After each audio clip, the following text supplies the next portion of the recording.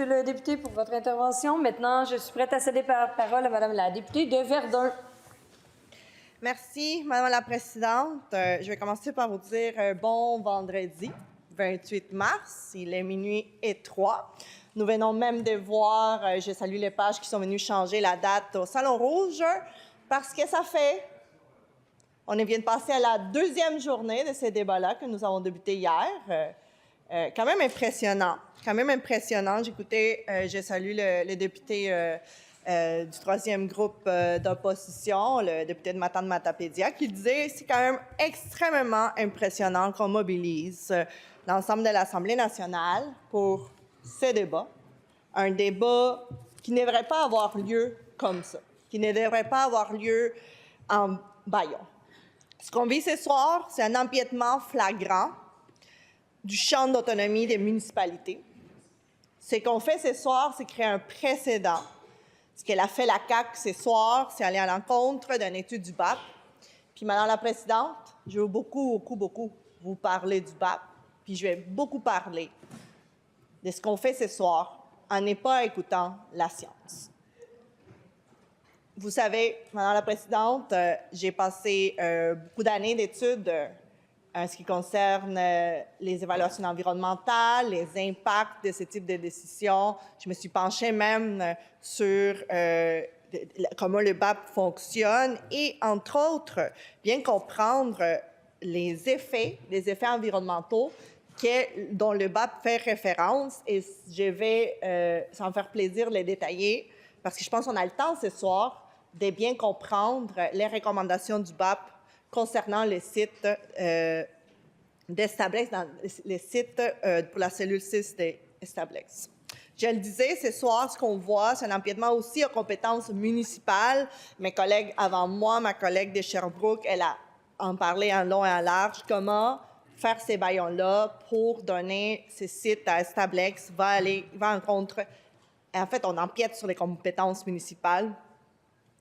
Et aussi avec les objectifs que nous avons au Québec et les objectifs que nous avons donnés à la Couronne de Montréal, à la CMM, de protéger les milieux humides et aussi l'accessibilité sociale pour satisfaire une compagnie étrangère américaine.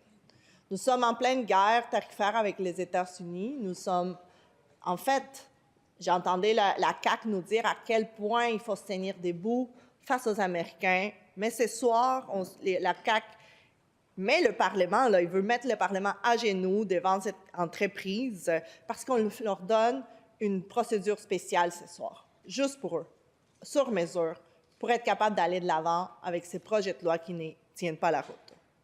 C'est de la pure déréglementation environnementale, puis je pense qu'on en a vu plusieurs exemples ici dans les derniers mois, dernières années, de comment la CAQ change les règles du jeu, va de l'avant, empiète sur nos avis publics, nos avis d'experts pour satisfaire les multinationales.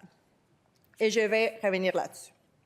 D'abord, je veux saluer le travail des municipalités, les ensembles de municipalités qui se sont mobilisées, commençant par la municipalité de Blainville.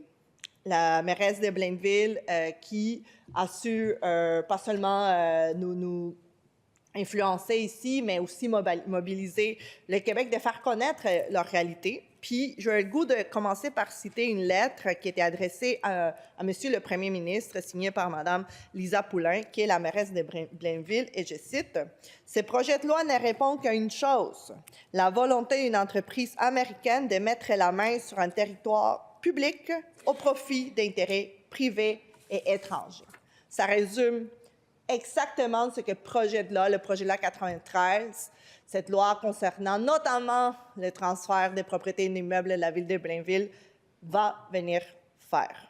Je veux saluer la mobilisation de tous les groupes citoyens, de tous les groupes écologistes, de tous les scientifiques, de toutes les personnes qui alimentent ce débat-là depuis des années, en fait. Depuis des années, moi, en 2023, j'ai eu la chance de rencontrer des citoyens mobilisés de Blainville qui nous ont sensibilisés aux effets de l'expansion des cellules d'Establex sur ce terrain-là, entre autres.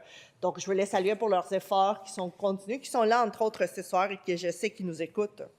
Je veux saluer aussi tout le travail de la communauté métropolitaine de Montréal qui ajoute sa voix au débat. et qui nous a mis en garde, je pense, pendant les consultations particulières. Je vais aussi revenir sur ses propos tout à l'heure.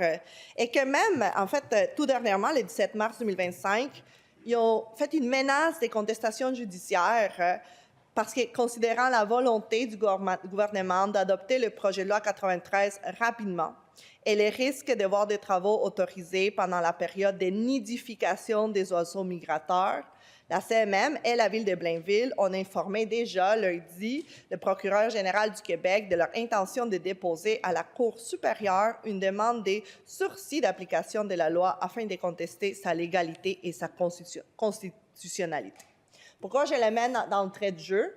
C'est parce que même si ce soir, on est en train de forcer cette procédure qui est antidémocratique dans la façon qu'on est en train de l'utiliser, mais sur le terrain, ça ne va pas être réglé.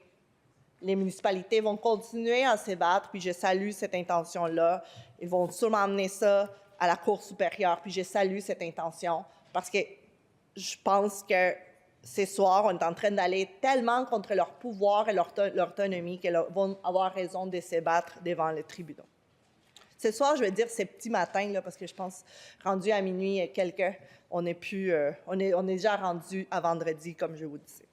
Le seul et unique intéressé pour ce projet de loi, c'est Stablex.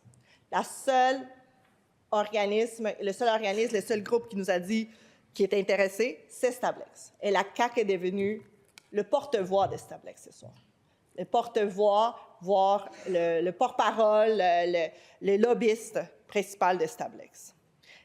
Les déchets dangereux à Blainville, c'est bien sûr une technologie qui a été développée par Stablex depuis des années, mais que malheureusement, on n'a pas fait des études plus approfondies sur comment on traite nos déchets dangereux au Québec. Et c'est une des raisons pour laquelle on nous met devant ces cul-de-sac, on nous met devant ce projet de loi-là qui va à l'encontre, comme je le disais, contre l'autonomie municipale, mais surtout qui va à l'encontre du BAP.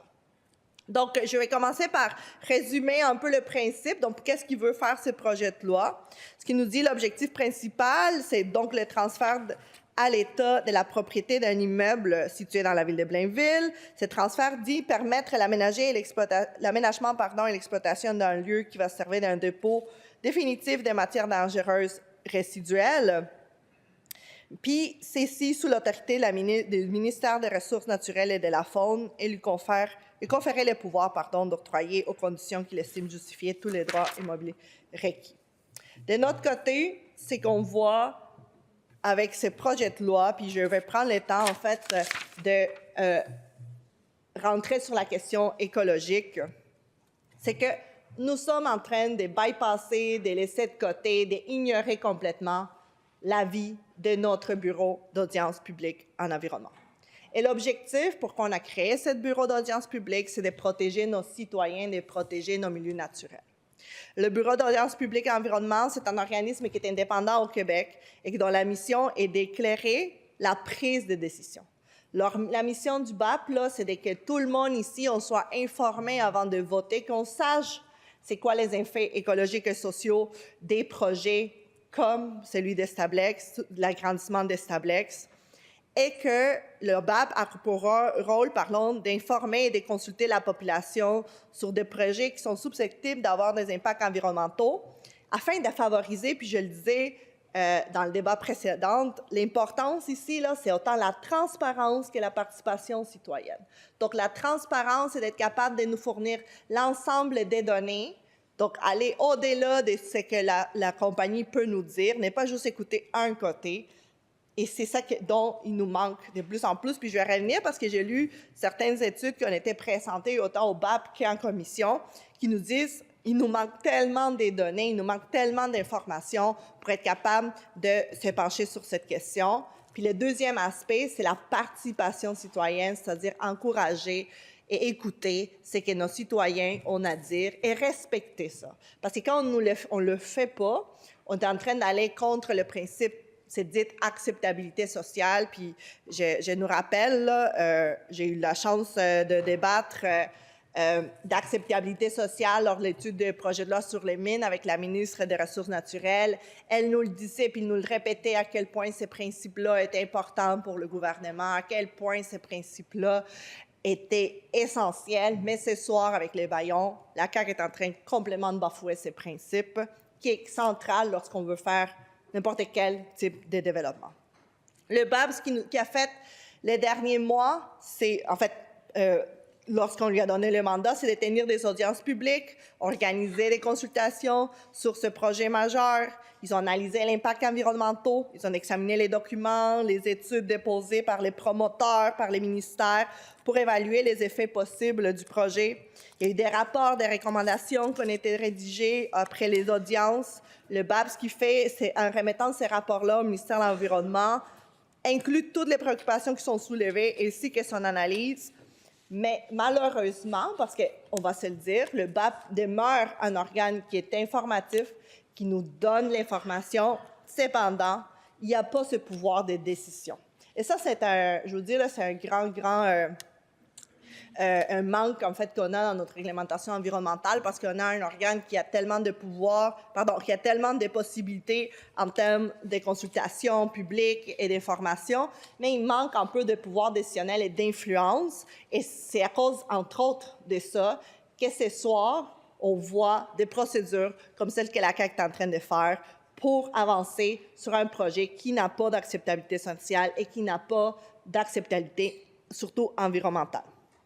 Donc, comme je vous disais, ce qui est plus important, puis je citerai tantôt, là, je vais juste prendre une parenthèse, j'ai pris le temps, là, pendant que nous, on est en Bayon, là, en fait, ici, il y a plusieurs membres du personnel de l'Assemblée nationale qui le sont avec nous. Et il y a la bibliothèque de l'Assemblée nationale qui était ouverte jusqu'à minuit. Ils viennent de fermer. Je veux saluer Mme Claudette que je suis allée visiter il y a peut-être 2 heures. Et j'ai commencé à fouiller les livres qu'on a sur le BAP ici à l'Assemblée nationale. Et j'en ai pris un que j'ai eu la chance de lire pendant mon mémoire de maîtrise qui s'appelle « Le BAP devant les citoyens » du professeur Jean Baril. Et je vous invite à tous de le révisiter. Parce que c'est ça, quand je vous dis la transparence et la participation citoyenne, on a encore tellement de travail à faire au Québec pour assurer que la voix des citoyens qui participent dans ces audiences publiques-là continue à résonner ici, continue à résonner dans la prise de décision. Et je pense qu'on mérite tous aussi d'être pas seulement plus informés, mais avoir plus de transparence en termes des données. Donc, c'est quelque chose qui m'inspire ce soir pour continuer ce travail qu'on doit faire pendant toute la nuit et de ramener justement les recommandations pour qu'elles puissent influencer notre prise de décision. Comme je vous disais, excusez-moi, ce n'est pas la première fois dans les derniers mois et années que nous allons contre la volonté du BAP, même qu'on contourne les règles du BAP, puis nous l'avons vu avec le cas de Nordvolt. En juillet 2023, la CAQ a modifié des réglementations environnementales, ce qui a permis à un projet d'usine de batterie comme Nordvolt d'éviter une évaluation complète du Bureau de l'Alliance publique en environnement. Puis on sait très bien ce qui est arrivé après. On a vu tous et toutes ici le fiasco de Nordvolt et les millions de dollars qui ont été jetés, qui ont été complètement disparus.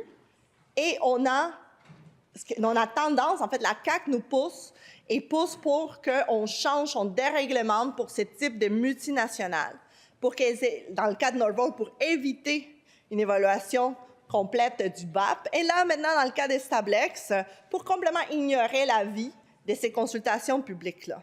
Cette parallèle-là, je tenais vraiment à le faire parce qu'on est, Madame la Présidente, dans une ère de déréglementation en environnement. On est dans une ère dans laquelle on bafoue, on laisse de côté, on évite l'évaluation complète, on évite l'avis scientifique. Et c'est ça qu'on fait ce soir, pendant cette nuit en plus, c'est d'aller en contre l'avis de la science.